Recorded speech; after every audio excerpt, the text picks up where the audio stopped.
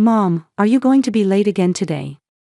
Oliver stared at his mother, Amy, with his big blue eyes already showing resignation, as if he already knew the answer. I'm sorry, Oliver, Amy answered, gently stroking her son's hair. I got called in for an emergency night shift tonight. But I'll be home by tomorrow morning, and we can have breakfast together. As a nurse at Chicago General Hospital, Amy Foster's life was a constant battle against time. Since her husband Jason had died of lung cancer 2 years ago, she had been desperately working to support her household while raising her 6-year-old son Oliver alone. Oliver's smile was all that kept her going. I'll try calling Lisa, Amy said, taking out her cell phone, but her expression clouded when she remembered her friend was also working tonight. There was no one else she could rely on. Maybe we should call Grandma and Grandpa, Oliver suggested in a small voice. Amy caught her breath for a moment. Her mother, Barbara Harris, was one of the most authoritative women in town. Even in retirement, she still maintained influence in the local social circles. Her father, Charles, was a former bank branch manager with a mild temperament, but he was always submissive to his strong-willed wife's opinions. Since her marriage, Amy had constantly faced criticism from her mother. Nursing is such an unstable profession, you could have married someone better, your parenting is half-hearted, those words still echoed in her ears. Barbara's criticism had only intensified after Amy's husband died. In contrast, Amy's younger sister Brooke was adored by their parents. She worked as a successful real estate agent dealing with luxury properties and enjoyed a free, single lifestyle. Barbara took pride in Brooke's success and constantly sang her praises. But Mom, if we can't find anyone else, we have to ask Grandma, right? Oliver's words made Amy take a deep breath. He was right. For her son's sake, she had to put her pride aside. On the phone, Barbara agreed to watch Oliver, though with a hint of sarcasm. You never plan ahead, do you? Well, we'll take care of him. That evening, Amy took Oliver to Barbara and Charles's luxurious home. The 2-story white colonial mansion, surrounded by meticulously maintained gardens, symbolized their comfortable retirement. Hello, Oliver, Barbara smiled at her grandson and kissed his cheek. She gave Amy a cold glance and said, would you like to come in? Though if you're in a hurry, don't feel obligated. Thanks, but I really am in a hurry, Amy replied apologetically. I brought Oliver's pajamas and change of clothes, plus his favorite book to read before bedtime. We have experience raising children, you know, Barbara said. Don't worry, we can manage for one night. Amy crouched down to speak to Oliver at eye level. I'll come pick you up tomorrow morning. Be good and listen to Grandma and Grandpa, okay? Okay, Mom, Oliver hugged her tightly. Charles appeared from the living room. Hey, Amy, he smiled kindly. Don't worry, we'll take good care of Oliver. Oh, that reminds me, Barbara suddenly said in a cheerful voice. Brooke is coming over tonight. We're planning to go see a movie together. Amy turned around in surprise. A movie? But Oliver has school tomorrow, so I'd like him to go to bed early. It's fine to have a special night once in a while, Barbara waved her hand dismissively. Children should be raised with more flexibility. You always worry too much. Amy was about to argue but glanced at the clock and gave up. She was already going to be late. All right. But please don't keep him out too late. Go on, then, Barbara gestured toward the door. You'll be late for work. Amy suppressed her anxiety, waved goodbye to Oliver one last time, and headed to her car. As she watched her son's small figure and her parents standing beside him in the rearview mirror, an indescribable worry spread through her heart. As the car started moving, her cell phone rang. It was a message from Brooke. We're going to see an Academy Award-nominated film tonight. It's not for children, but it'll be a good experience for Oliver. Don't worry, I'll take care of him. Amy almost stopped the car, but she had no time to spare. Patients at the hospital needed her. She took a deep breath and continued driving with a prayerful feeling. Walking down the busy corridors of Chicago General Hospital, Amy checked her phone. Still no contact from her parents. The clock showed 9 p.m., and she couldn't suppress the growing anxiety in her chest. Worried? Her colleague Lisa Dawson placed a hand on her shoulder. Yes, a little, Amy forced a smile. My parents took Oliver to a movie. My sister's with them too, but she's not used to handling children. Lisa gave her a sympathetic look. Why don't you call them? It's break time. Amy nodded and headed to the staff room. Charles answered the phone. Dad, is Oliver okay? Amy couldn't hide her concern. Oh, don't worry, Charles's voice sounded cheerful. We just finished watching the movie. Oliver's having a good time. Was the movie appropriate for him? Well, it might have been a bit mature. Charles answered, choosing his words carefully. But Barbara says cultural experiences are important too. Amy frowned. I see. But it's his bedtime now, so I'd like him to head home. Actually, we're planning to go to a new restaurant Brooke recommended, Charles said, sounding a bit apologetic. Barbara made a special reservation. But Dad, Oliver has school tomorrow. It's almost 10 o'clock, Amy's voice contained undisguisable irritation. Amy, you worry too much, Barbara's voice suddenly interrupted, apparently having taken the phone from her husband. It's fine to have a special night once in a while. We'll take responsibility. Mom, please. Oliver needs proper sleep. He won't be able to concentrate in class tomorrow. You're always too strict, Barbara's voice was critical. Creating fun childhood memories is important too. Besides, dining at a fine restaurant will be educational for him. Amy took a deep breath. She knew from years of experience that arguing with her mother wouldn't resolve anything. All right. But please don't stay out too late. Can I talk to Oliver? He's in the bathroom right now, Barbara said lightly.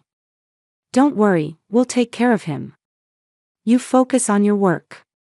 Before the call ended, Amy heard Brooke's voice in the background, hurry up. We'll be late for our reservation. Amy closed the phone with trembling hands. She felt something tightening inside her. But she had to focus on the work in front of her. She took a deep breath and returned to the nurse's station. Everything okay? Lisa asked with concern. Yes, well, sort of, Amy smiled weakly. My mother thinks she's always right. Apparently, they're taking Oliver to a restaurant tonight. With school tomorrow. Lisa said, looking surprised. That's what I said. But she told me it's fine to have a special night once in a while, Amy mimicked her mother's tone. Amy, your mother is. Lisa said, choosing her words carefully. A bit too controlling, don't you think? Amy shrugged.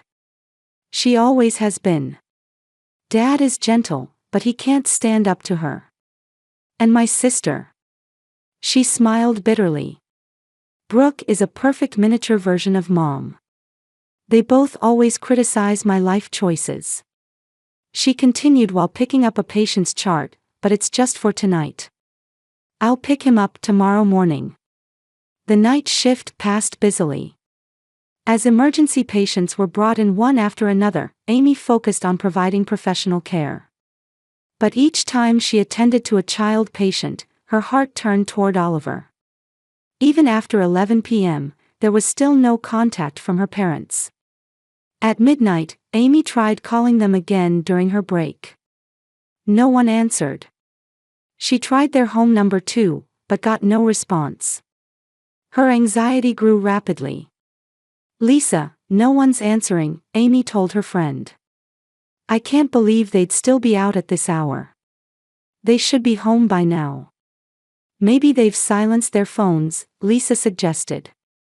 If Oliver's sleeping, they wouldn't want to wake him. Maybe, but Amy didn't seem convinced. I sent messages too, and there's no reply. At 2 a.m., as Amy's shift was coming to an end, her cell phone rang. Her mother's name appeared on the display.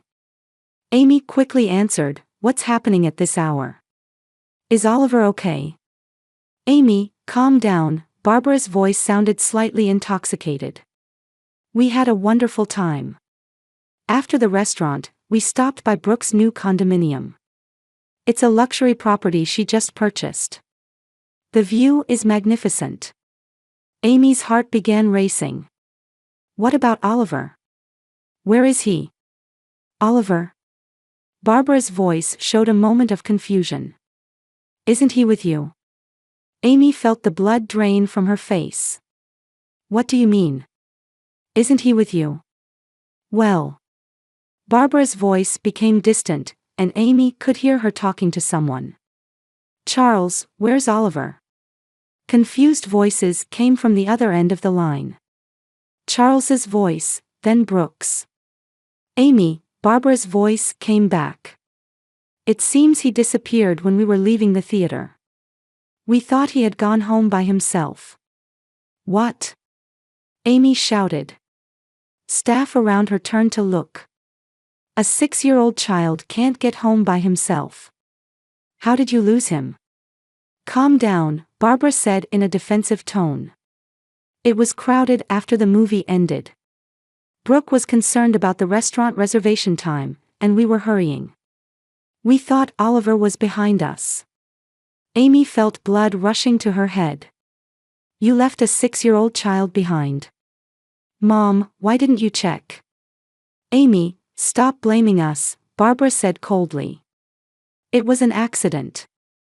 Besides, he's a smart kid, so I thought he'd find his way home." In the background, Amy heard Brooke's voice, "Kids wander off all the time. Don't overreact." Amy's body shook with anger and fear. "I'm calling the police right away." "Where are you?" "I'm coming there immediately." "We're at Brooke's condominium," Barbara said. "But Amy, don't panic. I'm sure Oliver is safe." Amy hung up and immediately explained the situation to Lisa. "Oliver is missing. My parents apparently left him at the theater." Lisa acted immediately. "Call the police right away. I'll take over your remaining work, so hurry home." Amy called the police with trembling hands. "My 6-year-old son is missing. He's a white boy with brown hair and blue eyes, last seen at the downtown movie theater." While she was explaining the details, a message arrived on her cell phone from an unknown number. "Ma'am, this is Officer Thomas of the Chicago Police. We have a boy in our custody who appears to be your son. Please come to the Central Station immediately." Amy's heart pounded almost painfully. Was Oliver safe? What did it mean that he was in police custody? She quickly explained the situation to the police officer and promised to head there right away. As she was getting into her car outside the hospital, she called her parents again. "Oliver has been taken into police custody. I'm heading to the Central Station now." "Ah, that's good," Barbara's voice had relief mixed in. "See? I told you he'd be all right." Amy couldn't contain her anger. "All right? He's 6 years old. He was wandering the streets alone at midnight. Anything could have happened." "Amy, be reasonable," Barbara's voice was cold. "We were worried too." In the background, Amy could hear Brooke laughing. "Well, that was dramatic. Kids are such a handful." Driving her car, Amy felt her vision blur with tears and anger. Her heart was overwhelmed with anger toward her parents and sister, as well as regret toward herself. Why had she decided to leave Oliver with them? Why hadn't she insisted more strongly? Stopped at a red light on her way to the Central Station, she suddenly remembered Oliver's anxious eyes before she left the house that evening. Had he sensed something? The light turned green, and Amy pressed the accelerator. When she pulled into the parking lot of her apartment building, the clock showed 3 a.m. The police had informed Amy that Oliver would be brought to her home because he had remembered her address. She turned off the engine, took a deep breath, and got out of the car. As she ran up the stairs to her apartment, she blamed herself. Why had she left Oliver with her parents? Why hadn't she objected more strongly when she heard they were going to a movie? As she approached her apartment door, the intercom rang. Amy pressed the button to answer. Yes. Officer Johnson of the Chicago Police. I've brought your child, a male voice responded. Amy immediately unlocked the door and rushed into the hallway. There stood a uniformed police officer with a small figure beside him. It was Oliver. Oliver! Amy cried, running down the stairs. Oliver's face was wet with tears. His clothes were disheveled, and his hands were dirty. As soon as he saw Amy, he shouted, "Mom," and ran toward her. Amy hugged her son and noticed his small body was cold. "Are you okay? Are you hurt?" she asked, checking him over. Oliver shook his head. "I was scared," he whispered in a small voice. The police officer stood with a stern expression. He was in his mid-40s, with eyes that showed both tiredness and professional strictness. "Miss Foster?" the officer asked. "Yes, Amy Foster," she answered while holding Oliver. "A passerby found this child wandering alone outside the movie theater," the officer explained matter-of-factly, though his tone contained disapproval. "He was crying and said he was lost." Amy's face flushed. She wanted to make excuses, but knew better. "I was working a night shift at the hospital. My son was with my parents." The officer took out his notebook. "Could you provide your parents' names and contact information?" "Barbara and Charles Harris," Amy answered with a trembling voice. "They said they took my son to a movie but lost sight of him when they were leaving." The officer's expression hardened further. "Lost sight of him? You mean they left a 6-year-old child unattended in a public place?" Amy was at a loss for words. "I don't know the details either. I just received the call while at work." "I understand," the officer said. "This case will need to be reported to Child Protective Services. Someone will contact you tomorrow." Amy felt a tightening in her chest. Child Protective Services. "But Ms. Foster, you are not being accused," the officer softened his voice slightly. "However, an investigation into the individuals who left your child unattended is necessary. The child's safety is our top priority." Amy nodded silently. Oliver buried his face against her chest, trembling slightly. "I'll prepare a detailed report," the officer continued. "Tomorrow, an officer will visit to take formal statements from you and your son." "Thank you for finding my son," Amy said with heartfelt gratitude. The officer touched his hat lightly. "Your son was brave." Remembering his address helped. He turned to Oliver and his expression softened slightly. "You're a strong boy. Stay safe with your mom." After the police officer left, Amy took Oliver to the apartment and gave him a warm bath. He was still trembling and didn't want to talk. Amy just gently cared for him. After dressing him in clean pajamas, she put Oliver to bed and sat beside him. "Can you tell me what happened?" she asked gently. Oliver finally began to speak, with tears in his eyes. "When the movie ended and everyone was leaving, Grandma was talking with Aunt Brooke." He cleared his throat. "Grandpa was on the phone. No one was watching me." Amy squeezed her son's hand.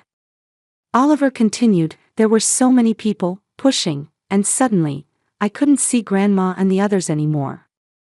His voice trembled. "I called out, but they didn't seem to hear. When I went outside, I got even more lost." Amy's heart ached. She wanted to hug her son, but knew it was important to let him finish his story. "You must have been scared," she said gently. Oliver nodded. But I remembered what you taught me. If I get lost, I should ask a store employee or a police officer for help. A hint of pride appeared in his eyes. So I talked to a lady who was nearby. She called the police for me. A warmth spread through Amy's chest. That's right, that was the correct decision. You're such a smart boy. The police officer was nice, Oliver said. But Grandma and Grandpa and Aunt Brooke. He faltered. What is it? Amy gently prompted. Did they forget about me? Oliver's clear blue eyes clouded with doubt and sadness. Because I'm not important to them. Amy felt her heart breaking. No, that's not true, she placed her hand on Oliver's cheek. You are very important. Nothing can change that. But the police officer said Grandma was laughing on the phone. Oliver's voice grew smaller. Were they okay with me being gone? Amy was at a loss for words. Her body trembled with anger toward her parents and sister. She felt furious not only because they had left Oliver behind, but also because their subsequent attitude was causing her son additional pain. Oliver, listen, she looked into her son's eyes with a serious expression. Sometimes, even adults make mistakes. Grandma and the others made a big mistake. But it's not your fault. Oliver nodded silently. He looked exhausted. We'll talk more tomorrow, Amy said. Now, get some rest. I'll stay right by your side. Oliver closed his eyes beside Amy. Even after he fell asleep, she continued to hold his hand. Along with anger toward her parents, guilt toward herself was tormenting her. Her cell phone rang. It was from Barbara. Amy ignored the call and silenced her phone. Right now, she wanted to focus only on protecting the small life sleeping in front of her. Morning light shone through the gap in the curtains, illuminating Amy's face. She had barely slept. Next to Oliver, listening to his safe, sleeping breaths, the events of last night had continued to spin in her head. At breakfast, Oliver was quieter than usual. He just stirred his cereal without really eating it. Are you feeling sick? Amy asked gently. Oliver shrugged. I don't want to go to school today. Amy understood. It's okay to stay home today. Let's take it easy. As she was cleaning up, the doorbell rang. The clock showed 9 a.m. When she opened the door, a serious-looking woman stood there. She was wearing a suit and carrying a bag with documents. Are you Amy Foster? I'm Laura Mackenzie from Child Protective Services. Amy nervously invited her in. Please, come in. Laura entered the living room and sat on the sofa. I'd like to hear the details about last night's incident. Her voice was professionally calm, but somehow also warm. Amy explained what had happened last night. How she left her son with her parents because of her night shift, how she worried when she heard they were going to a movie, and how she was informed at midnight that her son was missing. Laura listened carefully and took notes. May I speak with Oliver as well? Amy nodded and called Oliver, who was eating cookies in the kitchen. Oliver, this is Laura. She'd like to talk to you. Oliver looked up shyly at Laura. Laura seemed accustomed to dealing with children and naturally crouched down to his eye level. Hello, Oliver. Can you tell me about last night? It must have been scary. Oliver hesitated at first but gradually began to talk about his experience. How he got lost when leaving the movie theater after his grandparents and aunt lost sight of him, how he tried to find help but couldn't find them, and how a kind woman called the police for him. You're a brave boy, Laura said when he finished his story. You did the right thing. Asking for help is very important. After Oliver returned to the kitchen, Laura turned to Amy. Her expression became stern. Miss Foster, this is a serious matter, she said in a serious voice. Child abandonment is a crime, and leaving a 6-year-old child alone in a public place is clearly negligent. Amy looked shocked. I didn't abandon my son. I left him with my parents. You are not being accused, Laura reassured her. The issue is with your parents' and sister's actions. She's my younger sister, Amy automatically corrected. I apologize, Laura said. In any case, their actions may result in legal consequences. We will proceed with our investigation and contact them. A complex mix of emotions swirled in Amy's heart. She felt angry at her parents and sister, but also worried about them getting into legal trouble. What kind of penalties might they face? She asked. It depends on the circumstances, Laura explained. At minimum, they will receive a formal warning. In the worst case, they could be charged with misdemeanor child abandonment. Amy gasped. We also consider the psychological impact on Oliver, Laura continued. I recommend professional counseling. Such experiences can leave trauma in children. Amy nodded. Of course. I'll provide whatever support he needs. That afternoon, calls from Barbara and Charles kept coming in. Amy didn't answer, preferring to spend valuable time with Oliver. They played board games and watched Oliver's favorite movies. She did everything she could to restore her son's smile. The next day, Amy was informed that Child Protective Services had contacted Barbara, Charles, and Brooke. They had been called in for questioning. A week later, Laura visited Amy's home again. I'm here to inform you of our investigation results, she said. Your mother, father, and sister will be charged with misdemeanor child abandonment. Amy opened her mouth in surprise. They're really being charged? Yes, Laura nodded. Based on the evidence and testimony, their negligence is clear. The movie theater's surveillance camera also captured them hurrying out without checking on Oliver. Amy stared out the window. Complex emotions swirled within her. Furthermore, this case has caught the attention of local media, Laura continued. It may become an article as an issue related to child safety. Over the next few days, events developed rapidly. A local newspaper published an article with the headline, Wealthy Grandparents Leave Grandson at Movie Theater. The volunteer organizations and social clubs Barbara belonged to began reconsidering their relationship with her, and Charles was looked at askance by his friends. Rumors circulated that Brooke's reputation at her real estate company had fallen, and she was beginning to lose clients. On the day of the trial, Amy appeared as a witness. In court, she saw her parents and sister. Barbara had lost her usual dignity and looked tired. Charles slumped his shoulders and appeared aged.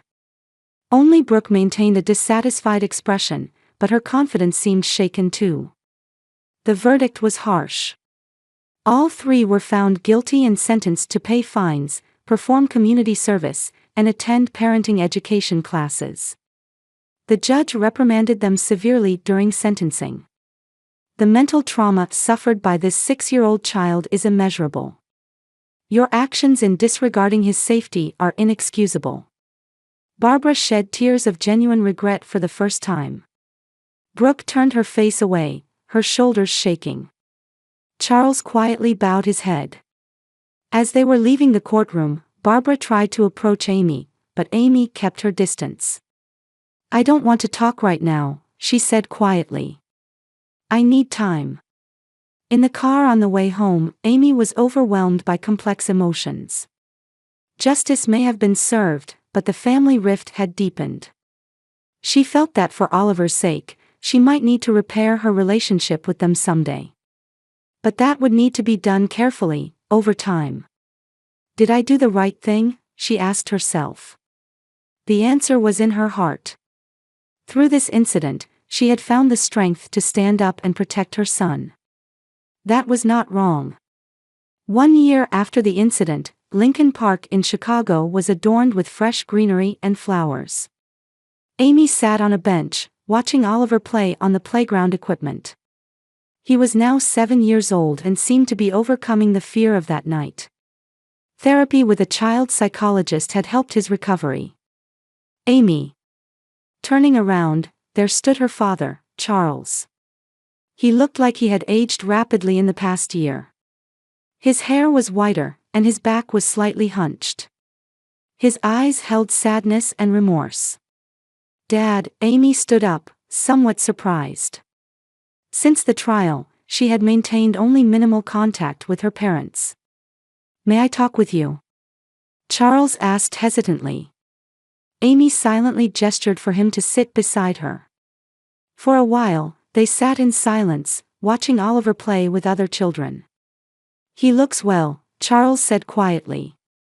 "Yes, he's a strong child," Amy replied. "But he still has nightmares sometimes." Charles sighed deeply. "I'm truly sorry about that night. I should have been more careful. I should have spoken up more strongly." His voice trembled. "How are Mom and Brooke?" Amy asked. "Barbara has changed," Charles said. "Her reputation was damaged by that incident. Many of her friends distanced themselves from her. For the first time, she had to seriously face the consequences of her actions."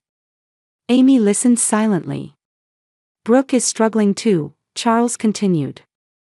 "Her real estate contracts have drastically decreased, and she's having financial difficulties.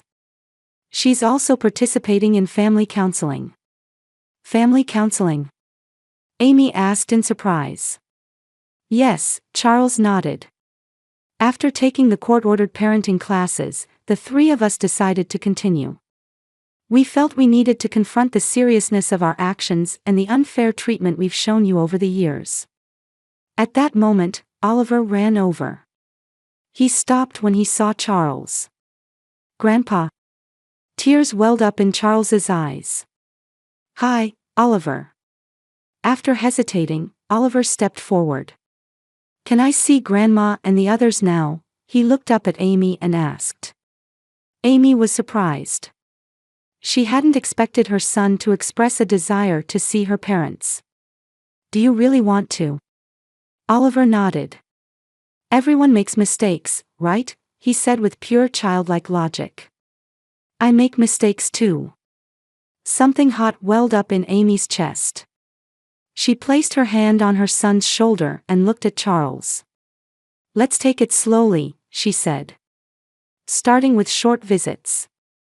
"Thank you," Charles's voice was full of gratitude. That evening, Amy called Lisa. "Family is complicated," she sighed. "Blood ties aren't the only family," Lisa said gently. "There's also chosen family, like us." Amy smiled. Over the past year, she had built a new, chosen family with close friends including Lisa. Without their support, she couldn't have overcome this difficult time. A few days later, Amy and Oliver reunited with Barbara, Charles, and Brooke in a limited way. It was a tense, awkward time, but it was a first step. That night, as she tucked Oliver into bed, Amy gently stroked his hair. "You taught me the importance of forgiveness." Oliver looked up at her with sleepy eyes. "But it's also important not to forget, right?" Amy nodded with a smile. There was deep truth in his words. There was the true essence of family, where strictness and gentleness coexist.